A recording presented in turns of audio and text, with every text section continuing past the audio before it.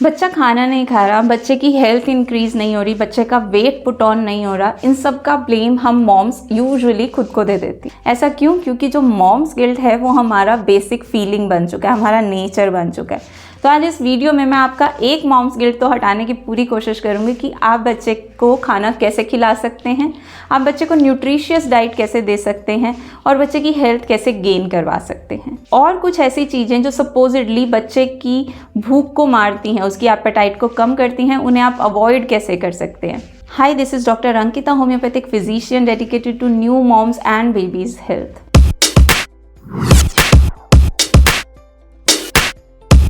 सबसे पहले जो 1000 दिन होते हैं वो बच्चे की फाउंडेशन ईयर्स में काउंट होते हैं। इन्हीं 1000 दिनों में डिसाइड होता है कि बच्चे की न्यूट्रिशन, बच्चे की हेल्थ और बच्चे की इम्यूनिटी कैसी रहेगी, क्योंकि यही फाउंडेशन ईयर्स हैं। और ये 1000 दिन कौन से होते हैं? 9 मंथ जो बच्चा मम्मा के अंदर था और उसके बाद के 2 साल, ये डिसाइड करते हैं उसका फ्यूचर।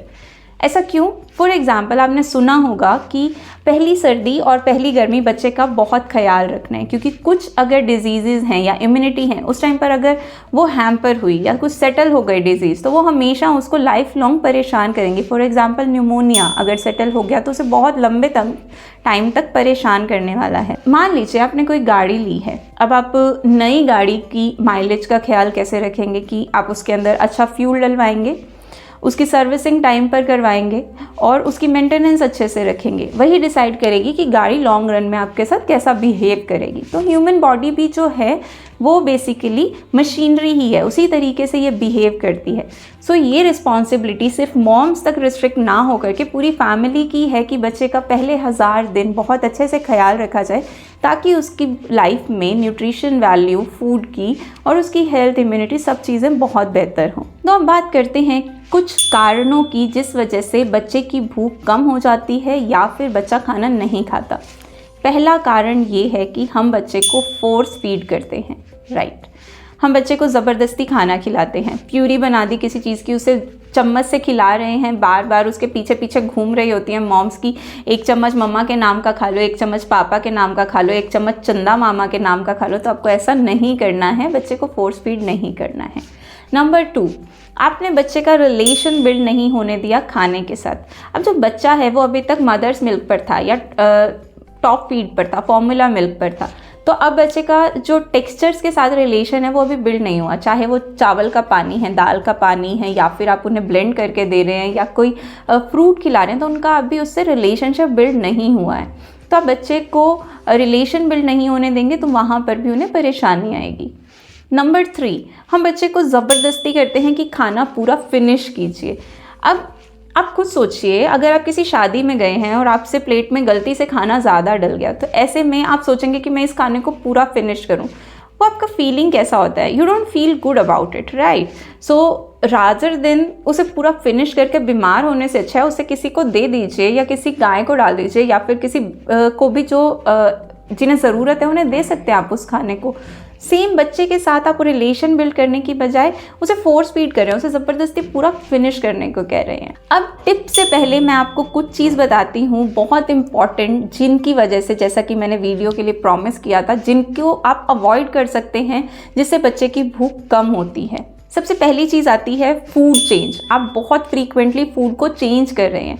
अभी मैंने बताया कि जो कारण है उन्हें ही हमें एमिट करना होता है, बच्चे के कारणों को कि किस वजह से भूख नहीं लग रही। तो क्या अवॉइड करना है आपको? जो फूड है उसे रिपीटेडली चेंज करने की बजाय बच्चे का रिलेशन बिल्ड होने दीजिए। 3 दिन एटलीस्ट सेम खाना उसे ऑफर कीजिए। पहले दिन बच्चा नहीं खाएगा मान लीजिए, पर दूसरे दिन थोड़ा सा उसके साथ खेलना स्टार्ट करेगा, तीसरे दिन खाना स्टार्ट करेगा, तो उसे पता लगेगा कि ये एक खाने का फॉर्म है मिल्क के अलावा। दूसरी चीज़ जो आती है वो है कि आप बच्चे को मिल्क ऑफ़र नहीं कर रहे हैं। लुक, 1 साल तक बच्चे का जो न्यूट्रिशन है वो मदर्स मिल्क से ही आता है। तो आप उसको खाने पर इतना डिपेंडेंट होने के लिए मत सोचिए कि बच्चा सिर्फ खाने पर डिपेंडेंट हो जाएगा, दूध बिल्कुल बंद कर देगा, ऐसा नहीं होगा। तो आप उसे मिल्क ऑफ़र कीजिए। अगर बच्चा डिमांड कर रहा है खाने से पहले या खाने से बाद में, तो उसे मिल्क ऑफ़र कीजिए। ऐसा मत सोचिए कि बच्चे की भूख मर जाएगी उससे और वो कुछ नहीं खाएगा, ये एकदम इसका ऑपोजिट है। नंबर 3, हम सोचते हैं कि जैसे हमारे टेस्ट बड्स हैं, सेम बेबी के भी टेस्ट बड्स हैं, तो हम उसे खाने को टेस्ट डालने के लिए उसमें सॉल्ट और शुगर ऐड करना स्टार्ट कर देते हैं, जिससे कि बच्चे के किडनी पे इफेक्ट आता है और उसके साथ साथ उसे शुगर क्रेविंग्स होनी स्टार्ट हो जाती है। तो वो किसी भी और तरीके के खाने पर इंडल्ज नहीं होगा, वो कोई खाना पसंद नहीं करेगा शुगर के अलावा। तो ऐसा नहीं होता है बच्चों के केस में, क्योंकि अभी उन्हें टेस्ट पता ही नहीं है, तो वो ब्लैंड फूड भी खा लेंगे बहुत ही अच्छे से। फोर्थ एंड फॉरमोस्ट सबसे इम्पॉर्टेंट रीज़न जो होता है, हम भर भर के बच्चे को दूध देना स्टार्ट कर देते हैं। काउज मिल्क, बफेलोज मिल्क, कोई भी अलग तरीके का दूध 6 महीने का बच्चा हुआ नहीं कि देना स्टार्ट कर दिया बॉटल भर के। ऊपर आपको लिंक मिल जाएगा जिसमें मैंने आपको क्लियरली बताया है कि बच्चे के लिए काउज मिल्क 1 साल तक एटलीस्ट अच्छा नहीं होता। ऐसा बेसिकली इसलिए होता है क्योंकि जो बछड़ा है उसे फिजिकल स्ट्रेंथ की ज़रूरत है, इसलिए गाय का दूध उसके लिए ज़रूरी है। हमारे बच्चे के लिए मेंटल हेल्थ की ज़रूरत है, इसलिए काउज मिल्क उसके लिए अच्छा नहीं है। अब बात करते हैं रिस्पॉन्सिव फीडिंग की।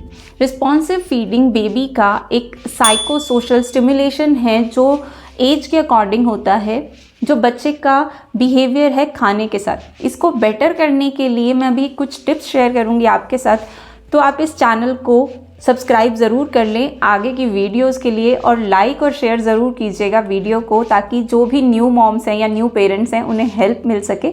और अगर आपको कोई भी क्वेश्चन हो या फिर कोई सजेशन हो जहां मैंने मिस किया हो, आपका कोई तरीका है जो अच्छा काम करता है बच्चे को खाना खिलाने के लिए, तो वो कॉमेंट बॉक्स में ज़रूर शेयर कीजिएगा ताकि और पेरेंट्स को भी हेल्प हो सके। सो पहली टिप आती है baby led weaning, right. Self feeding जिसको बोलते हैं, बच्चे को खाना खुद खाने दीजिए। बच्चा मेस क्रिएट करेगा, ट्रू। बच्चा खाना खाएगा कम, खेलेगा ज़्यादा, ट्रू। लेकिन इससे बच्चे का रिलेशनशिप बिल्ड होगा खाने के साथ में। उसे पता चलेगा कि ये खाना है, उसे खाने की कोशिश करेगा, मुंह में कुछ खाना डालेगा।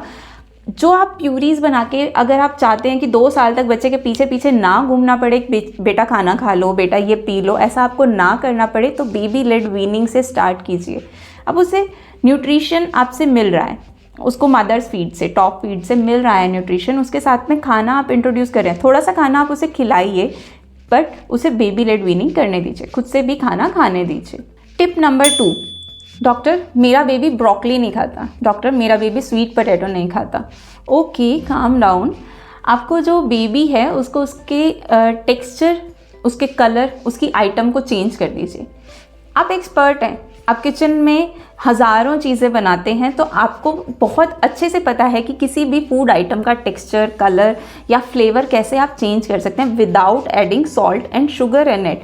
तो आप उसे चेंज कीजिए, बच्चा उस आइटम को खाएगा। आपको बेसिकली न्यूट्रिशन उसके अंदर डालने से मतलब है।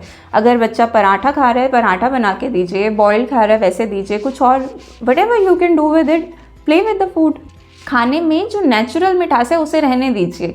डेट्स हैं या फिर किसी भी फ्रूट में उसकी नेचुरल मिठास है या खारापन है, वो रहने दीजिए। ऊपर से नमक और चीनी डाल के उसे खाना खिलाने की ज़रूरत नहीं है।